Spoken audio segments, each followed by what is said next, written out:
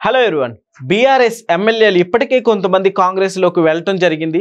అదేవిధంగా ఇప్పుడు మరికొంతమంది కాంగ్రెస్లోకి వెళ్ళబోతున్నట్టు వార్తలు అయితే వస్తున్నాయి. అయితే ఉప ఎన్నికలు తప్పదంటున్నారు రాజకీయ విశ్లేషకులు. ఇదే అంశం మీద ఒకసారి విశ్లేషణ తీసుకుందాం. ప్రస్తుతం మనతోటి political analyst, senior journalist Sesharao గారు ఉన్నారు. ఇంటర్వ్యూలోకి వెళ్ళిపోదాం. Hello sir. Hello. Yes sir, నిజంగా వీళ్ళు వెళ్ళిపోతే ఉప ఎన్నికలు తప్పవంటారా? రేవంత్ రెడ్డి గారు ముఖ్యమంత్రి అయినట్టు తొలి రోజుల్లో ఒక ఇంటర్వ్యూలో ఒక మాట చెప్పారు.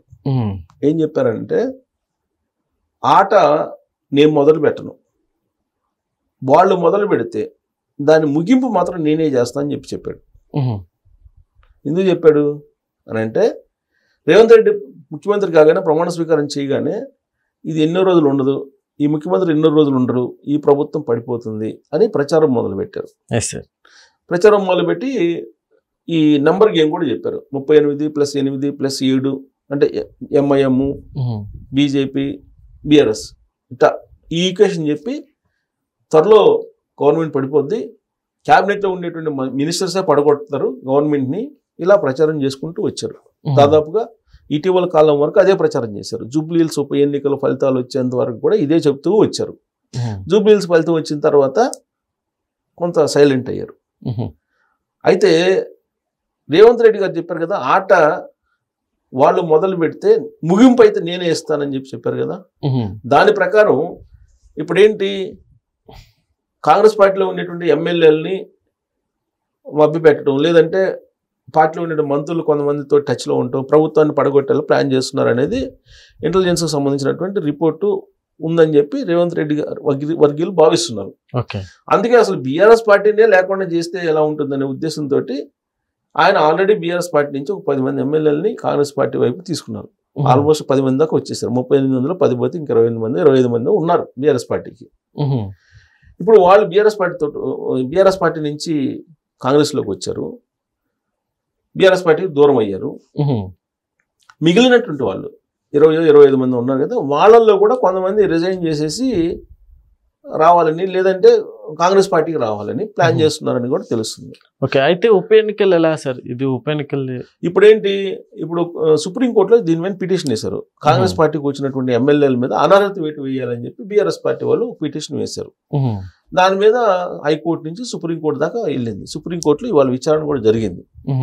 విచారణ జరిగితే 4 వారాలు గడువిస్తున్నాం, ఈ 4 వారాల్లో ఏదో ఒకటి తేల్చండి అని చెప్పేసి స్పీకర్కి, తెలంగాణ స్పీకర్కి ఆదేశాలు జారీ చేసింది సుప్రీంకోర్టు.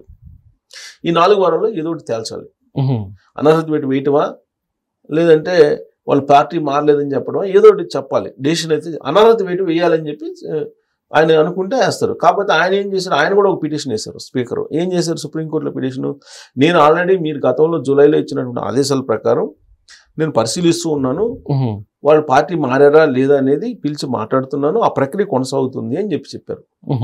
సో అదంతా విన్న తర్వాత సరే ఇంకో 4 వారాలు తీసుకో, ఈ 4 వారాల తర్వాత ఏదో ఒక నిర్ణయం తీసుకో అని చెప్పారు. అయితే ఇది ఎందుకు సుప్రీంకోర్టు ఈ విధంగా సీరియస్గా ఆదేశించింది అంటే, రీసెంట్గా పశ్చిమ బెంగాల్లో పార్టీ మారినటువంటి ఎమ్మెల్యేల మీద అనర్హత వేటు వేసింది. వాళ్ళ ఎమ్మెల్యే గుర్తింపు రద్దు చేసింది హైకోర్టు, పశ్చిమ బెంగాల్ హైకోర్టు. సో దాన్ని బేస్ చేసుకుని మిగతా రాష్ట్రాల్లో కూడా ఇదే వర్తింప చేయాలని చెప్పి వాదనలు వస్తాయి. అందుకని ఇక్కడ కూడా వీళ్ళ మీద అనర్హత వేటు పడే అవకాశం ఉందన్న. నిజంగా అనర్హత వేటు వేస్తే ఈ 10 మందో 12 మందో కాంగ్రెస్ పార్టీ వైపు ఉన్నారు. స్పీకర్ కనుక వాళ్ళ మీద అనర్హత వేటు వేస్తే మళ్ళీ బై ఎలక్షన్స్ వస్తాయి. బై ఎలక్షన్స్ వస్తే పరిస్థితి ఏంటి, జూబ్లీహిల్స్ ఫలితం తర్వాత బీఆర్ఎస్ పార్టీ పరిస్థితి ఏంటి అనేది బై ఎలక్షన్స్ వస్తే వాళ్ళల్లో అందరూ గెలిచినా గెలవచ్చు, కొందరైనా గెలవచ్చు. ఎందుకు ఈ మాట నేను అంటున్నానంటే, తెలంగాణ రాష్ట్రం ఏర్పడిన తర్వాత సుమారుగా 9 సార్లు బై ఎలక్షన్స్ వచ్చాయి వివిధ సందర్భాల్లో, 2014 నుంచి ఇప్పటి వరకు. వాటిలో అధికారంలో ఉన్నటువంటి పార్టీ 7 సార్లు గెలిచింది. 9 సార్లు బై ఎలక్షన్స్ జరిగితే 7 సార్లు అధికారంలో ఏ పార్టీ ఉంటే ఆ పార్టీ గెలిచింది. సో కాబట్టి అధికారంలో ఉన్నటువంటి పార్టీ గెలవడానికి అవకాశాలు ఉంటాయి. మన జూబ్లీహిల్స్ ఉప ఎన్నికల్లో కూడా అదే జరిగింది. ఇన్ కేస్ సుప్రీంకోర్టు ఆదేశాల ప్రకారం ఇక్కడ స్పీకర్ కనుక వాళ్ళ మీద అనర్హత వేటు వేస్తే, బీఆర్ఎస్ పార్టీ నుంచి కాంగ్రెస్ పార్టీలోకి వచ్చినటువంటి వాళ్ళ మీద బై ఎలక్షన్స్ వస్తాయి. బై ఎలక్షన్స్ లో కాంగ్రెస్ పార్టీ సింబల్ మీద వాళ్ళు మళ్ళీ గెలవడానికి అవకాశాలు ఎక్కువ ఉన్నాయి. అదే జరిగితే బీఆర్ఎస్ పార్టీకి భారీగా దెబ్బ. ఎందుకు జూబ్లీహిల్స్ ఒక దాంట్లో ఓడిపోతేనే ఇంకా బీఆర్ఎస్ పార్టీ అయిపోయింది, దుకాణం బంద్ అంటున్నారు. ఇక బై ఎలక్షన్ చూస్తే దాంట్లో కనుక అన్నిటికన్నీ రాకపోయినా మెజారిటీ కాంగ్రెస్ పార్టీకి వస్తుంది. ఇన్ని వచ్చినా కానీ కాంగ్రెస్ పార్టీకి వచ్చినట్టే కదా. వస్తే కనుక అప్పుడు పరిస్థితి ఏంటి, ఇంకా మరింత డ్యామేజ్ అయ్యే అవకాశం ఉంది కదా. అసలు అనర్హత వేటు వేసినా వేయకపోయినా అసలు బీఆర్ఎస్ పార్టీ నుంచి వచ్చినటువంటి వాళ్ళు కొంతమంది ఇప్పుడు ఉన్నారు కదా, వాళ్ళ చేత వాళ్ళనే అనర్హత వేటు దాకా వెళ్లకుండా వాళ్ళ చేత రిజైన్ చేయించేసి ఇప్పుడు ఖైరతాబాద్ ఎమ్మెల్యే దానం నాగేందర్ ఆయన చేత రాజీనామా చేయించేసి కాంగ్రెస్ పార్టీలో గెలిచి బీఆర్ఎస్ పార్టీలో గెలిచి కాంగ్రెస్ పార్టీలోకి వచ్చారు. ఆయన చేత రాజీనామా చేయించి బై ఎలక్షన్స్ కి కాంగ్రెస్ సింబల్ మీద వెళ్దాము, ఎందుకంటే ఆయన mass leader, Khairatabad Congress party బలంగా ఉంటుంది, అందుకు అంతే ఉద్దేశంతో జూబ్లీహిల్స్ గెలిచాం కాబట్టి ఖైరతాబాద్ లో కూడా గెలుస్తాము, సో బీఆర్ఎస్ పార్టీ అంతటితోటి దుకాణం బంద్ అయింది, ఇప్పటికే ఆ పార్టీకి పర్సంటేజ్ ఓట్ బ్యాంక్ లేదు అని చెప్పి ప్రచారం ఉంది, కాబట్టి బై ఎలక్షన్ చూస్తే ఇంకా డ్యామేజ్ అవుతుంది అనేటువంటి యాంగిల్లో కాంగ్రెస్ పార్టీ ఆలోచిస్తుంది. అందుకే రేవంత్ రెడ్డి గారు వాళ్ళు బీఆర్ఎస్ పార్టీకి సంబంధించినటువంటి వాళ్ళు కల్వకుంట్ల ఫ్యామిలీ గేమ్ మొదలు పెట్టారు కాబట్టి దాన్ని ఎండ్ ఎలా చేయాలి అని అంటే బీఆర్ఎస్ పార్టీ దుకాణం బంద్ అయ్యేలాగా చేస్తాడు అనేది ఆయన అభిమానులు చెప్తున్నారు. అదే ఆట ముగింపు అంటే అదేనని. ఇప్పుడు ఆట ముగించాలంటే ఇప్పుడు ఉన్నటువంటి ఎమ్మెల్యేల చేత ఇప్పుడు అనర్హత వేటు వేశారు అనుకోండి, బై ఎలక్షన్స్ వస్తాయి, ఖచ్చితంగా వస్తాయి బై ఎలక్షన్స్.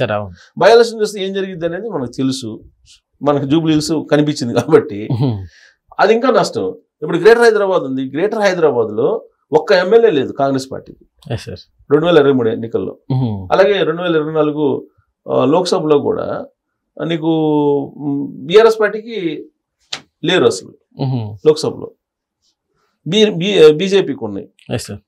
సో కాబట్టి ఇక్కడ స్ట్రెంథన్ గా ఉన్నాము అని చెప్పాలంటే గ్రేటర్ హైదరాబాద్ లో మనకు చూస్తే మన గ్రేటర్ హైదరాబాద్ ఎలక్షన్ లో చూసినా కానీ 2 కార్పొరేటర్లే కాంగ్రెస్ పార్టీకి, దాదాపుగా 56-59 బీఆర్ఎస్ పార్టీకి ఉన్నాయి, 56 అనుకుంటా, 44 బీజేపీకి ఉన్నాయి, మిగతా ఎంఐఎం. అందుకనే ఆడ బీఆర్ఎస్ పార్టీకి సంబంధించినటువంటి గద్వాల లక్ష్మి అనే ఆవిడ మేయర్, ఇప్పుడు ఆవిడ కాంగ్రెస్ పార్టీలోకి వచ్చారు. ఇప్పుడు రాబోయేటువంటి గ్రేటర్ హైదరాబాద్ ఎలక్షన్స్ లో కాంగ్రెస్ పార్టీ బలోపేతం కావాలంటే జూబ్లీహిల్స్ ఉప ఎన్నికల ఫలితాలను చూపిస్తారు. ఖైరతాబాద్ కూడా రిజైన్ చేయించి మళ్ళీ బై ఎలక్షన్కి వెళ్ళారు అనుకోండి, మేము బలంగా ఉన్నాము హైదరాబాద్ లో అని చెప్పి కాంగ్రెస్ పార్టీ ప్రూవ్ చేసుకుంటుంది. అప్పుడు పబ్లిక్ కూడా గ్రేటర్ హైదరాబాద్ ఎలక్షన్స్ లో కాంగ్రెస్ పార్టీ వైపు మొగ్గు చూపేదానికి అవకాశాలు ఉన్నాయి. సో అందుకని ఈయనే రిజైన్ చేసి బై ఎలక్షన్కి వెళ్ళాలనుకుంటున్నారు. అదే జరిగితే కనుక బీఆర్ఎస్ పార్టీకి చాలా నష్టం జరిగే అవకాశం ఉంది. పైగా జూబ్లీహిల్స్ ఉప ఎన్నికల్లో బాహాబాహిగా అన్పార్లమెంటరీ వర్డ్స్ కూడా ఉపయోగించుకున్నటువంటి కేటీఆర్ గారు అలాగే రేవంత్ రెడ్డి గారు ఫంక్షన్ లో కలుసుకోవడం ఇవన్నీ చూసిన తర్వాత ఇవన్నీ నాటకాలు అని చెప్పి తెలిసిపోదు కదా, అధికారంలో ఎవరు ఉంటే వాళ్ళతో ఉంటారు వీళ్ళందరూ అని చెప్పి అది చూసిన తర్వాత కింద వాళ్ళు కూడా అధికారంలో ఉన్నతో కలిసి వెళ్ళిపోతారు. ఇక బీఆర్ఎస్ పార్టీ ఎక్కడ గెలిచే అవకాశం ఉంటుంది, ఉండదు. అంటే నాన్ సీరియస్ పాలిటిక్స్ కింద అయిపోతుంది. అధికారంలో ఎవరు ఉంటే వాళ్ళతో కలిసి వెళ్తుంటారు. సో కాబట్టి ఇవన్నీ కూడా బీఆర్ఎస్ పార్టీకి ప్రతికూలమైనటువంటి అంశాల కింద మనం తీసుకోవచ్చు. సో బై ఎలక్షన్ చూస్తే బీఆర్ఎస్ పార్టీ దుకాణం బంద్ అయిపోయింది అనేటువంటి ఫీలింగ్ ఎక్కువగా వచ్చే అవకాశం ఉంది రాబోయేటువంటి రోజుల్లో. Okay sir, thank you.